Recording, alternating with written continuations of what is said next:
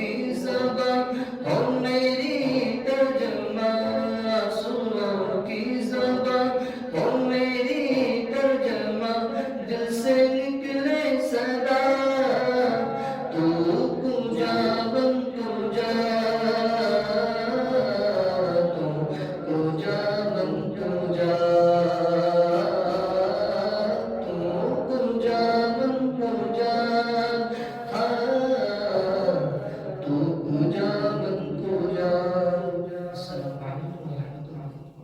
السلام علیکم ورحمۃ اللہ وبرکاتہ۔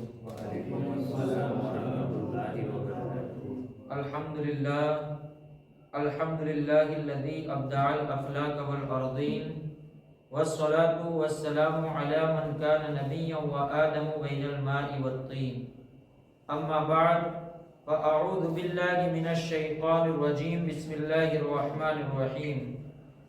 عن ابی ہریرہ عن رسول اللہ صلی اللہ تعالی علیہ وسلم انہ قال الفطرۃ خمس، الاختتان والاستحداد وقص الشارب وتقلیم الاظفار ونتف الابط۔ صدق رسول اللہ صلی اللہ تعالی علیہ وسلم۔ حضرات آئیے کچھ عرض و معروض کرنے سے قبل انتہائی عقیدت اور محبت کے ساتھ بارگاہ بے کس پناہ میں جس طریقے سے میں درود مبارکہ پڑھاؤں مجھ سے بھی بہترین انداز میں پڑھنے کی کوشش کریں۔ اور یا الصلاۃ والسلام علیک یا رسول اللہ،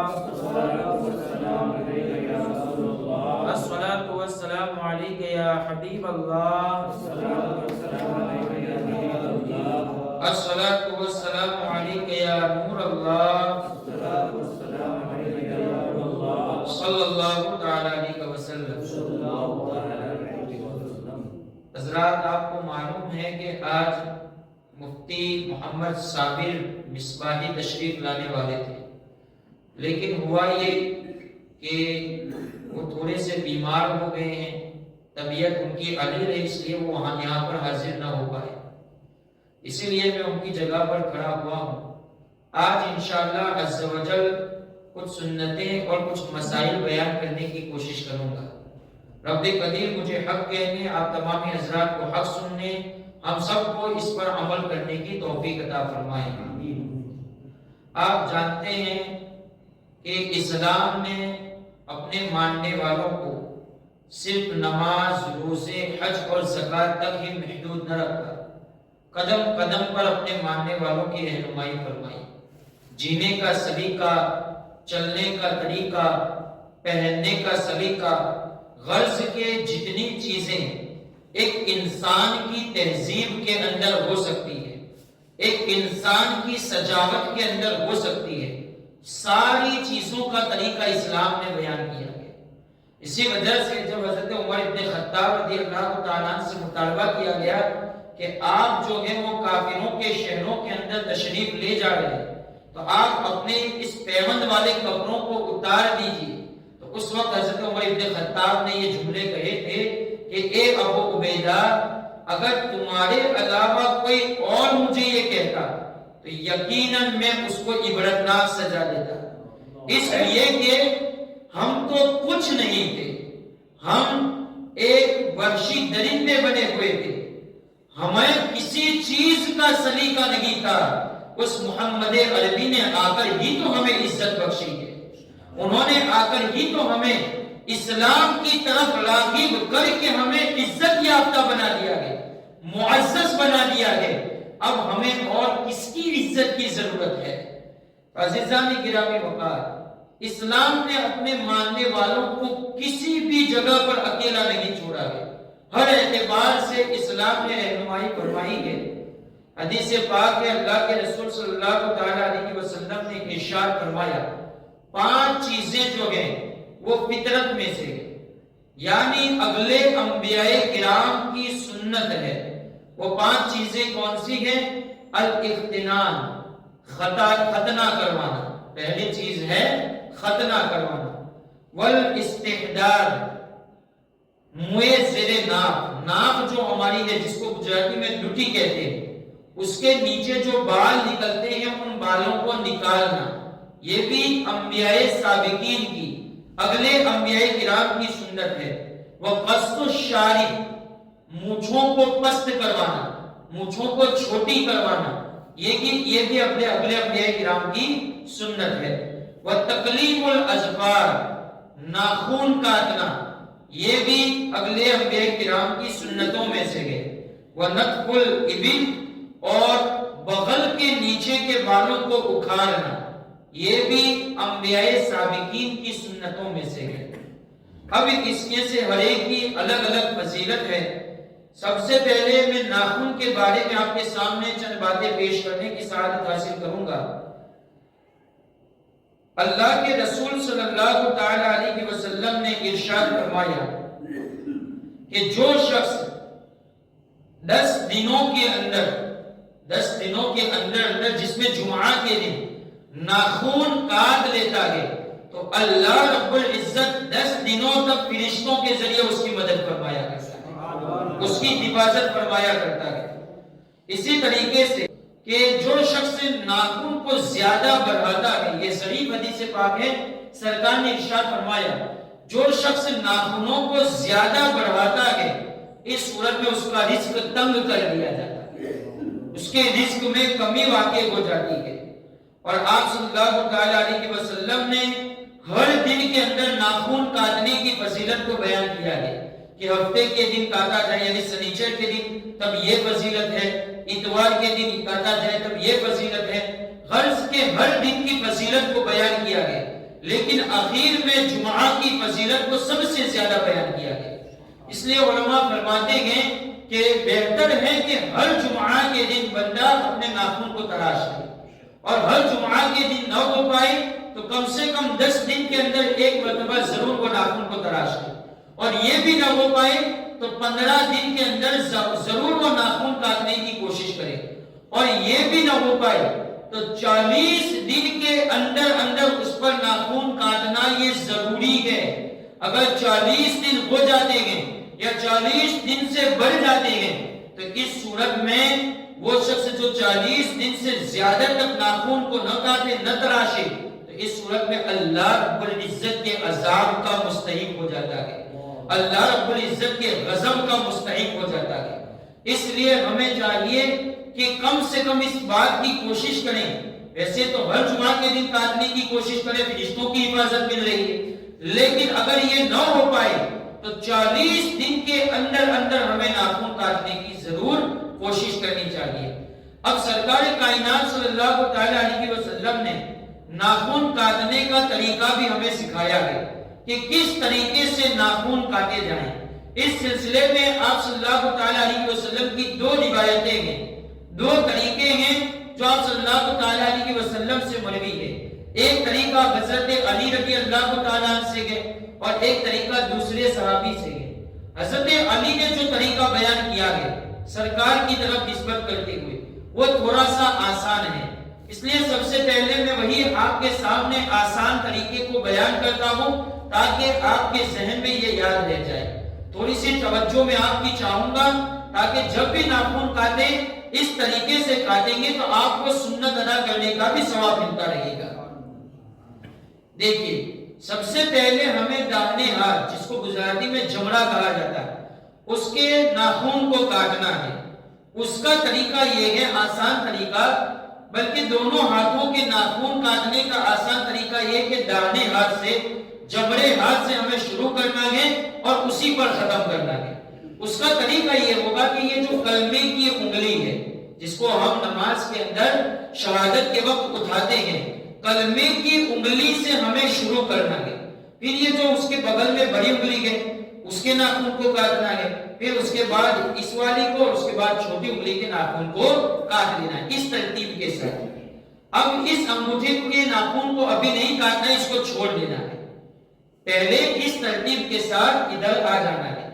اب بائیں ہاتھ، جس کو دابا ہاتھ کہا جاتا ہے، تو اب ہمیں اس کے ناخن کو کاٹنا شروع کرنا ہے۔ تو کس طریقے سے کاٹیں گے؟ یہاں پر ہم نے کلمے کی انگلی سے شروع کیا تھا، یہاں پر ہم چھوٹی انگلی سے شروع کریں گے۔ یہ جو چھوٹی انگلی ہے اس سے، اس کی طرف سے ہم شروع کریں گے، اس کے بعد یہ جو اس کے بغل والی ہے، اس کے بعد جو اس کے بغل میں بڑی انگلی ہے، اس کے بعد کلمے کی انگلی ہے، اور پھر اس کے بعد انگوٹھے کے ناخن کو کاٹ لیں گے۔ پیچھے سے شروع کریں گے انگوٹھے تک۔ اب یہ ہمارے داہنے ہاتھ کا انگوٹھا باقی رہا تھا، تو آخر کے اندر داہنے ہاتھ سے شروع کیا تھا، اب اسی داہنے ہاتھ پر انگوٹھے کے ناخن کو آخر میں کاٹ کر کے ہم ختم کریں گے۔ تو طریقہ یہ ہو جائے گا، اس کلمے کی انگلی سے چھوٹی انگلی تک داہنے ہاتھ میں، بائیں ہاتھ میں چھوٹی انگلی سے انگوٹھے تک، اور پھر آخر میں داہنے ہاتھ کا انگوٹھا۔ یہ بہت ہی آسان طریقہ ہے اور یاد رکھنے کے لیے بہت ہی بہتر بھی ہے۔ اب دوسرا بھی ایک طریقہ علماء نے بیان فرمایا ہے، یہ بھی سرکار علیہ الصلوۃ والسلام ہی سے ثابت ہے۔ یہ طریقہ تھوڑا سا مشکل ہے، آپ سے گزارش ہے کہ تھوڑی سی زیادہ توجہ دیں، یاد رکھیں اس کو بھی، اور دونوں پر عمل کرنے کی کوشش کریں، کبھی کبھی اس طریقے کے مطابق، کبھی کبھی اس طریقے کے مطابق۔ اس طریقے کی فضیلت کے اندر حضرت صدر الشریعہ علیہ رحمت و رضوان لکھتے ہیں کہ جو اس طریقے سے، جو ابھی میں بیان کرنے والا ہوں، اس طریقے سے ناخن کاٹتا ہے تو اس صورت میں کبھی اس کو آشوب چشم، آنکھوں کے جو دکھنے کی بیماری ہوتی ہے وہ کبھی نہیں ہوگی۔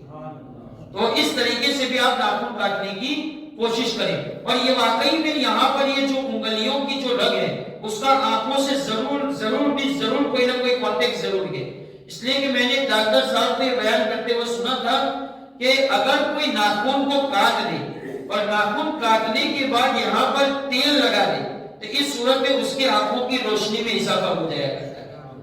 تو اسی وجہ سے علماء نے بیان فرمایا کہ جو اس طریقے سے، اس طریقے کے مطابق کاٹے تو اس صورت میں آشوب چشم کی بیماری اسے کبھی نہیں ہوئی۔ یہ طریقہ کیا ہے؟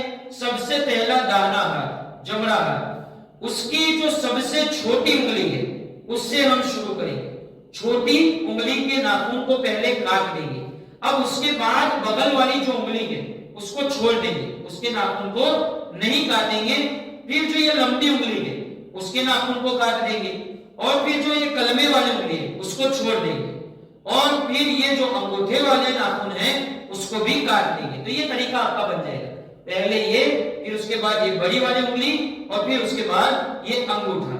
اب یہ دو انگلیاں چھوٹ گئی تھی تو ادھر سے، یعنی جہاں سے شروع کیا تھا پھر ہم واپس آئیں گے، جو چھوٹ گیا تھا اس انگلی کو، یہ ناخن کو پہلے کاٹ دیں گے۔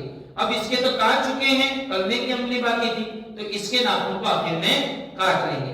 بہت ہی آسان طریقہ ہے، اگر توجہ دیں تو یہ چھوٹی انگلی سے شروع کریں گے، ایک انگلی کو چھوڑ کر دوسری انگلی کے ناخن کاٹتے جائیں گے، پھر واپس آئیں گے، جو انگلیاں چھوٹ گئی تھی اس کے ناخن کو کاٹ لیں گے۔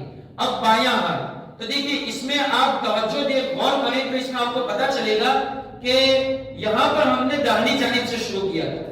اگر داہنے ہاتھ کو، جبڑے ہاتھ کو اس طریقے سے رکھیں تو یہ جبڑی طرف ہوتی ہے، داہنی جانب ہوتی ہے، تو داہنی طرف سے شروع کیا تھا۔ اسی طریقے سے بائیں ہاتھ میں بھی ہم داہنی طرف ہی سے شروع کریں گے۔ یہاں پر داہنی طرف چھوٹی انگلی تھی، یہاں پر انگوٹھا ہے، تو پہلے انگوٹھے کے ناخن کو کاٹیں گے، پھر ایک انگلی کو چھوڑ دیں گے، پھر بڑی والی انگلی کے ناخن کو کاٹیں گے، پھر ایک انگلی کو چھوڑ دیں گے، اور پھر آخر میں چھوٹی والی انگلی کے ناخن کو کاٹ لیں گے، پھر واپس آئیں گے۔ اب جو انگلیاں چھوٹ گئی ہیں یعنی یہ دونوں، تو ان دونوں کے پہلے یہاں پر کلمے کی انگلی اور پھر اس کے بعد جو باقی آخر میں بچی ہے اس انگلی کے ناخن کو کاٹ لیں گے۔ تو یہ بھی اگر دیکھنے جائیں تو آسانی ہے، تھوڑی سی توجہ کی ضرورت ہے، پھر بھی اگر آپ کو سمجھ میں نہ آیا ہو تو یہاں سے نکلنے کے بعد آپ رابطہ کر سکتے ہیں۔ تو یہ ہو گیا ہاتھوں کے ناخن کو کاٹنے کا طریقہ۔ اب پاؤں کے ناخن کو کاٹنے کا سنت طریقہ کیا ہے؟ تو دیکھیے، سمجھ لیجیے کہ یہ ہمارے پاؤں ہیں، تو جو ہم وضو میں خلال کرتے ہیں اسی کی طرح پاؤں کے ناخن کو کاٹنا ہے، یعنی اس چھوٹی انگلی سے شروع کرتے ہیں اس چھوٹی انگلی تک، داہنے پاؤں کی ادھر والی انگلی سے، چھوٹی انگلی سے شروع کریں گے بائیں پاؤں کی چھوٹی انگلی تک، کسی جگہ ٹھہرنا نہیں ہے، کسی جگہ کسی کو چھوڑنا نہیں، ادھر سے شروع کر کے ایسے ہی ختم کر دینا ہے۔ یہ پاؤں کے ناخن کاٹنے کا سنت طریقہ ہے۔ اب ناخن کے حوالے سے یہ بات ہمیں جاننی ضروری ہے کہ بہت سے لوگوں کو یہ عادت ہوتی ہے کہ وہ ناخن کو اپنے منہ میں لگاتے ہیں اور دانتوں کے ذریعے چباتے رہتے ہیں، تو یہ طریقہ بالکل غلط ہے۔ بتایا جاتا ہے کہ جو اس طریقے سے کرتا ہے اس کو برس یعنی کوڑی کی بیماری ہو جانے کا اندیشہ ہے، تو اس لیے ہمیں اس طریقے سے کرنے سے بچنا چاہیے۔ اب ہمارے یہاں یہ مشہور ہے رات کے وقت جو ہے وہ ناخن نہیں کاٹنے چاہیے. اس طریقے سے یہ بھی کہا جاتا ہے کہ رات کے وقت گھر میں جھاڑو نہیں لگانا چاہیے. تو یہ جو ساری باتیں ہیں کہتے ہیں کہ بے برکتی آ جاتی ہے. تو شریعت میں اس کی کوئی اصل نہیں ہے، بلکہ حضرت امام ابو یوسف علیہ رحمت و رضوان ان سے ہارون رشید نے پوچھا کہ کیا رات میں ناخن کاٹنا یہ صحیح نہیں ہے؟ تو امام ابو یوسف علیہ رحمت و رضوان نے جواب دیا کہ دیکھیں ناخن کاٹنا جو ہے، ہارون رشید کو جواب دیا کہ یقیناً کاٹ سکتے، اس میں کوئی حرج کی بات نہیں ہے. تو ہارون رشید نے کہا کہ اس پر آپ کے پاس دلیل کیا ہے؟ آپ مجھے دلیل بتائیے کہ رات میں ناخن کاٹنا صحیح ہے. تو حضرت امام ابو یوسف علیہ رحمت و رضوان نے جواب ارشاد فرمایا کہ ناخن کاٹنا یہ بھلا کام ہے، انبیاء کرام کی سنت ہے اور سنت کو ادا کرنے میں کبھی تاخیر نہیں کرنی چاہیے. تو یہی سب سے بڑی دلیل ہے کہ ناخن کاٹنے کے حوالے سے کبھی ہمیں تاخیر نہیں کرنی چاہیے، چاہے رات کا وقت ہو چاہے دن کا وقت ہو، آپ ناخن کاٹ سکتے ہیں. اب ایک روایت یہ کہ ہمارے یہاں مانا جاتا ہے کہ منگل کے دن ناخن نہیں کاٹنے چاہیے. اسی طریقے سے کچھ لوگ جمعرات کے دن ناخن کاٹنے کو صحیح نہیں مانتے ہیں. تو ایسا بھی شریعت میں اس کی کوئی اصل نہیں ہے. ہاں بدھ کے دن کی ایک اصل موجود ہے. ہمارے یہاں یہ بھی مانا جاتا ہے کہ بدھ کے دن ناخن نہیں کاٹنا چاہیے. تو دیکھیں اگر ہم روایتیں ڈھونڈتے ہیں تو ہمیں دو طریقے کی روایتیں ملتی ہیں. ایک روایت میں ہے کہ بدھ کے دن ناخن کاٹنے سے آپ کو شفا ملتی ہے، اور ایک روایت میں ہے کہ بدھ کے دن ناخن نہیں کاٹنے چاہیے. اب کس روایت پر عمل کیا جائے؟ تو اس کا طریقہ امام اہل سنت نے بہت ہی آسانی کے ساتھ بیان فرما دیا ہے. دونوں حدیثوں کو جمع کیا ہے اور جمع کرنے کے بعد ارشاد فرمایا کہ جس شخص کے 40 دن ہو گئے اور اس نے ابھی ناخن نہ کاٹے تو وہ یہ دن نہ دیکھے کہ منگل ہے یا بدھ ہے یا جمعرات ہے، کوئی بھی دن ہو وہ کاٹ لے. بدھ کا دن ہو تب بھی کاٹے، اللہ رب العزت اس کو شفا عطا فرمائے گا. اور اگر 40 دن کے اندر ہے تو پھر بدھ کے دن نہ کاٹے، کسی اور دن کے اندر کاٹے. تو بہت ہی آسان طریقہ ہے، دونوں حدیثوں کو انہوں نے جمع فرما دیا ہے. تو آپ ان مسائل پر عمل کرنے کی کوشش کریں، ان سنتوں کو یاد رکھیں اور اسی کے مطابق آپ عمل کرنے کی کوشش کریں. اب کچھ چیزیں اور میں بتا دے رہا ہوں کہ داڑھی رکھنا یہ بھی انبیاء سابقین کی سنتوں میں سے ہے، اور اسی طریقے سے مونچھوں کو پست کرنا یہ بھی انبیاء سابقین کی سنتوں میں سے ہے. تو مونچھوں کو پست کرنے کا حکم دیا گیا ہے. کچھ لوگ مونچھوں کو منڈوا دیتے ہیں تو یہ بھی جائز ہے، اس میں کوئی قباحت نہیں ہے، کوئی بری بات نہیں ہے، لیکن بہتر ہے کہ مونچھوں کو پست کروایا جائے. پست کروانے کا مطلب یہ ہے کہ ان کو چھوٹی کیا جائے. چھوٹی کس طریقے سے کہ یہ جو ہمارے ہونٹ ہیں ان ہونٹوں پر اگر مونچھ لٹکتی ہے تو ان لٹکنے والے بالوں کو کم کاٹ دیا جائے، ان کو یہاں سے نکال دیا جائے، ہونٹ پر سے نکال دیا جائے. یہ ہے مونچھوں کو پست کر دینا. کیونکہ سرکار علیہ السلام نے ارشاد فرمایا کہ مشرکین کی مخالفت کرو، مشرکین کی مخالفت کرو، اپنی داڑھیوں کو بڑھاؤ اور مونچھوں کو پست کیا کرو. مشرکین کی عادت تھی کہ وہ اپنی مونچھوں کو اس طریقے سے لمبا کیا کرتے تھے تاکہ اس پر تاؤ دے سکے اور فخر کر سکے، تکبر کر سکے. تو سرکار نے مونچھوں کو پست کر دینے کا، چھوٹی کر دینے کا حکم دیا تاکہ مشرکین کی مخالفت ہو جائے، اور وہ داڑھی نہیں رکھا کرتے تھے. تو اس لیے سرکار علیہ السلام نے ان کی مخالفت کرتے ہوئے داڑھی رکھنے کا حکم دیا. اب جو حضرات داڑھی رکھتے ہیں تو ان کے لیے داڑھی کی مقدار کتنی ہے؟ کیونکہ کبھی کبھی ہم چہرہ بنوانے کے لیے جاتے ہیں تو ہم تشویش میں پڑ جاتے ہیں کہ کتنا چہرہ بنوانا ہے اور کون سے بال نکل جائیں تو مجھ پر عذاب ہو سکتا ہے. یاد رکھیں کہ ایک مشت داڑھی رکھنا یہ سنت موقدہ یعنی واجب کے حکم میں. اگر کوئی بندہ نہیں رکھتا ہے تو گویا وہ حرام کام کر لگا ہے. تو اس لیے ایک مشت، ایک مٹھی کے برابر داڑھی رکھنا یہ ضروری ہے. اب ایک مشت سے زیادہ جو بال بڑھ جائیں تو ان بالوں کو نکالنا یہ جائز ہے.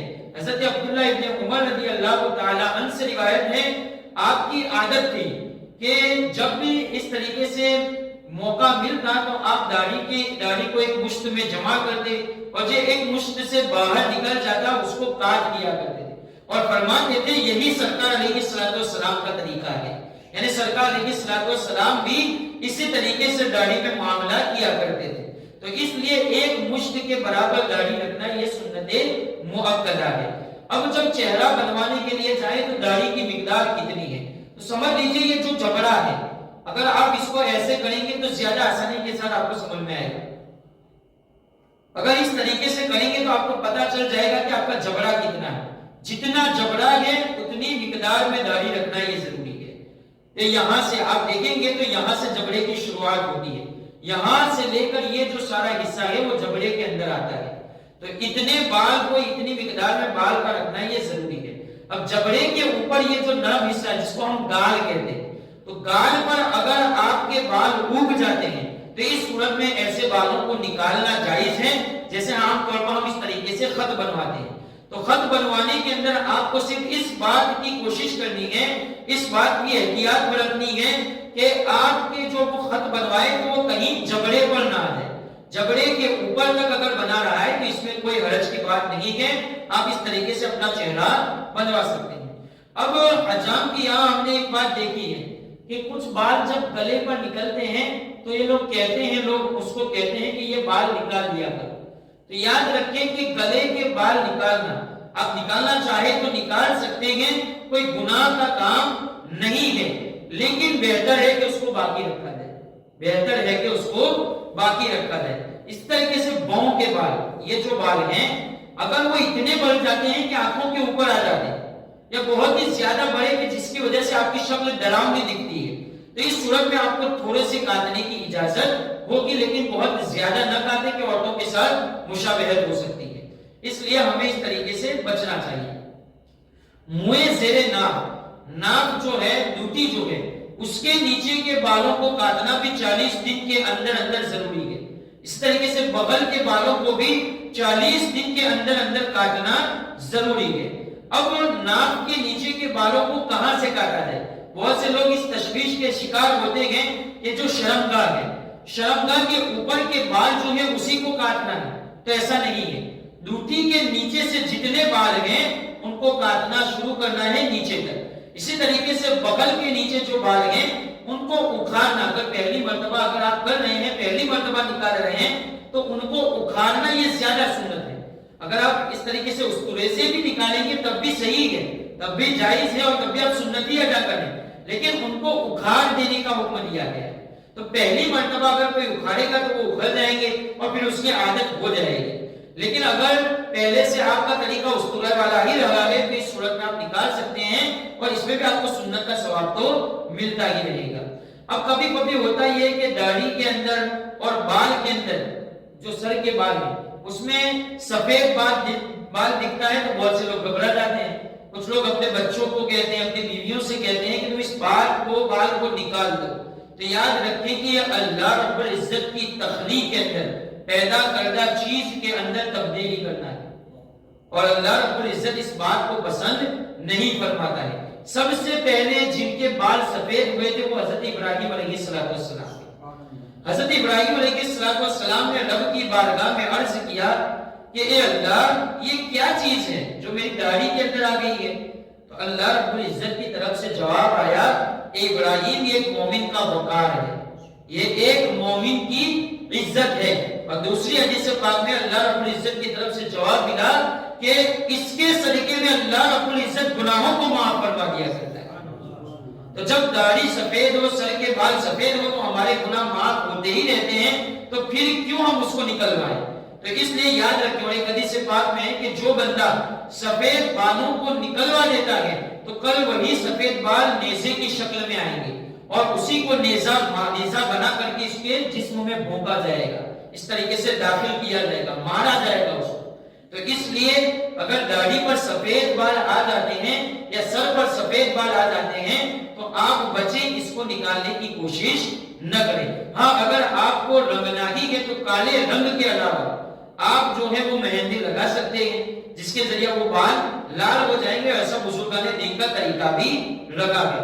ہاں آج کے دور کے اندر کلر ملتے ہیں، تو کلر کے اندر کالے رنگ کے علاوہ کوئی دوسرا کلر ہے کہ جو بہت زیادہ موٹا نہیں ہے، بہت زیادہ موٹا نہیں ہے کہ جیسے یہ مہندی چپک جاتی ہے صرف لال کر دیتی ہے، ویسا ہی رنگ ہے، بہت زیادہ اس میں جو ہے وہ موٹاپا نہیں ہے کہ جس کی وجہ سے داڑھی میں مسا نہ ہو سکے یا بال میں مسا نہ ہو سکے۔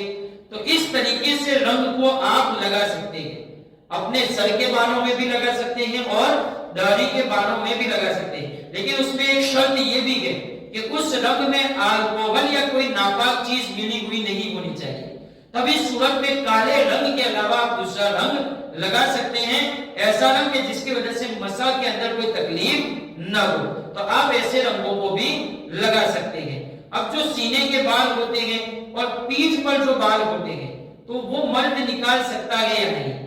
تو یاد رکھیں کہ اس کو نکالنا جائز تو ہے لیکن بہتر ہے کہ نہ نکالے، اس لیے کہ یہ اس کے لیے مرد کی مردانگی کی علامت ہے، تو اس کو نہیں نکالنا چاہیے، اس میں نہ نکالنا یہ زیادہ بہتر ہے۔